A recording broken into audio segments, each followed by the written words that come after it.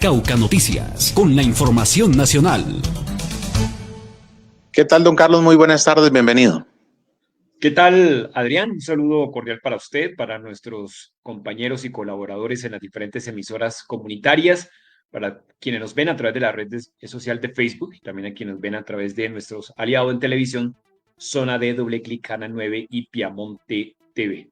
Información desde la capital de la República, varios temas importantes desde el Congreso. Ayer se celebraban un hecho muy importante para algunas regiones y para algunos sectores, y es la prohibición en Colombia, Adrián, del matrimonio infantil.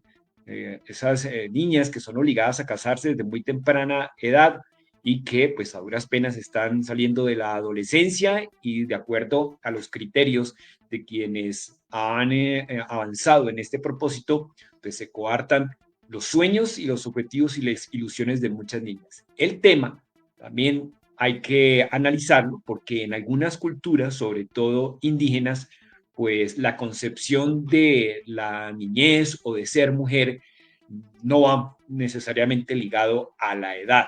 Ahí puede haber alguna temática que vaya en contra de lo aprobado. Sin embargo, en el Congreso ayer pues, se festejó lo que para algunos sectores, reiteramos, es un triunfo, la prohibición del matrimonio infantil en Colombia.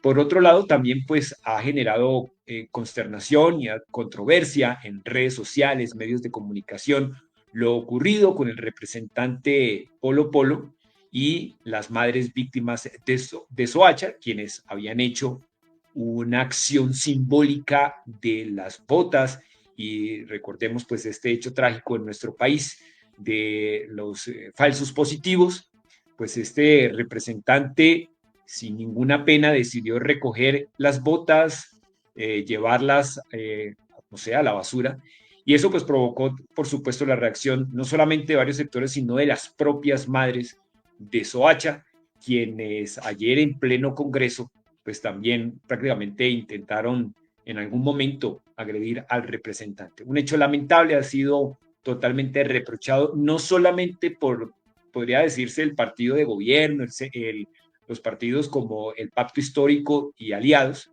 sino incluso también se han escuchado voces desde el Centro Democrático que fue exagerada la reacción del representante, fuera de todo contexto, porque como quiera que hubiese ocurrido, la verdad aún no la conocemos, pues es un hecho simbólico, un acto simbólico que como todos hay que respetarlos. 12:44, estuvimos hablando con la representante de la Cámara, Mafe Carrascal, sobre un tema muy importante y es el que tiene que ver con la reforma laboral y analizando un hecho que también en su momento fue rechazado en algunos sectores, y es que uno de los decretos que no se pudo avanzar fue el que habla de una remuneración digna para los campesinos en Colombia, para el sector rural. De esto y otros temas nos habla precisamente la representante, quien es una de las ponentes del proyecto de reforma laboral en nuestro país. Veamos y escuchemos. No salen como entran, en cada debate tienen modificaciones y esas modificaciones lo que sí les puedo asegurar es que hicimos todo el trabajo para que no fueran regresivas para los trabajadores y trabajadoras. Hay un tema que sonó, por ejemplo, en el sector rural, que es el contrato, el jornal y todo lo que tiene que ver con el campo. ¿Eso se va a volver a presentar de alguna otra manera? ¿Se va a buscar de pronto alguna posibilidad de incluirlo nuevamente? Sí, nosotros seguimos con la convicción de que las relaciones laborales en el campo deben ser reguladas, que es una deuda que tenemos con los campesinos y las campesinas, que muchos, o más bien pocos, se han enriquecido explotando a los campesinos y a las campesinas, y que es necesario que el Congreso cumpla con su labor, que es ampliarles los derechos. Este Congreso reconoció a los campesinos y campesinas como sujetos de derechos, pero le teme ampliarles los derechos porque es la realidad, también hay que decirla. Varias de las personas que hacen parte de este Congreso son finqueros o representan al sector agropecuario, a la agroindustria, entre otros, y no les conviene de alguna manera que a los campesinos y campesinas, a los jornaleros, porque esto estaba dirigido a los jornaleros y jornaleras, se les reconozcan sus derechos. ¿Cuál es el mayor logro que usted puede destacar de esta reforma laboral?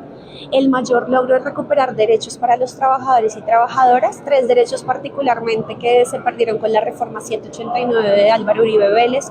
En el 2002 los trabajadores y trabajadoras perdieron en su salario real, los que trabajaban o los que trabajan en las noches perdieron varias horas de jornada nocturna. Nosotros la estamos devolviendo de las 9 de la noche a las 7 de la noche, son 2 horas que ganan y se fortalece su salario real.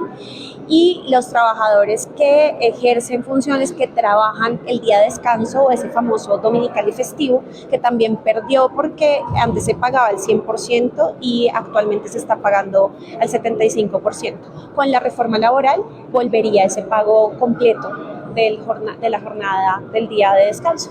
¿Cómo estaría el ambiente en el Senado para la continuidad del proyecto? El ambiente en el Senado, siempre se dice que en el Senado el ambiente es más difícil, pero yo diría que no podemos medirlo conforme a proyectos que ya pasaron. Yo creo que hay que aterrizarlo mucho a este momento y creo que los senadores, tanto como nosotros, se han dado cuenta que para los trabajadores y las trabajadoras, que son las mayorías sociales de este país, este proyecto de ley se ha convertido en una necesidad, y que los y las trabajadoras están pidiendo a gritos que el Código Sustantivo del Trabajo se actualice. No es un invento de Gustavo Petro, de Francia Márquez, de los trabajadores sindicalizados, es una necesidad para que el trabajo decente sea una realidad en este país. Nos dimos cuenta que el modelo laboral y productivo de este país ha sido fallido, que reducir los costos laborales no ha generado más empleo, tampoco ha mejorado la productividad de los empleados, pero sí ha desmejorado sus condiciones de vida, la posibilidad de que puedan ejecutar sus proyectos de vida, que puedan soñar, que puedan ser felices, descansar, conciliar la vida laboral con la vida familiar. Entonces estamos buscando justamente llenar esos vacíos, esas necesidades, que los salarios sean justos, que haya prestaciones sociales, que las personas puedan descansar, que no todo sea trabajar, trabajar y trabajar como nos dijeron por ahí, sino que sea trabajar, descansar y disfrutar de la vida.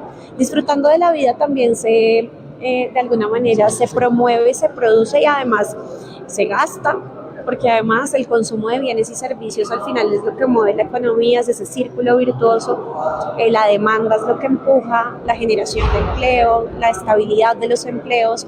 Entonces, si tenemos más trabajadores y trabajadoras no solamente contentos, felices, bien tratados en espacios de trabajo que sean libres de violencias, de acoso, pues vamos a tener trabajadores que salgan a comprar y a mover la economía general total.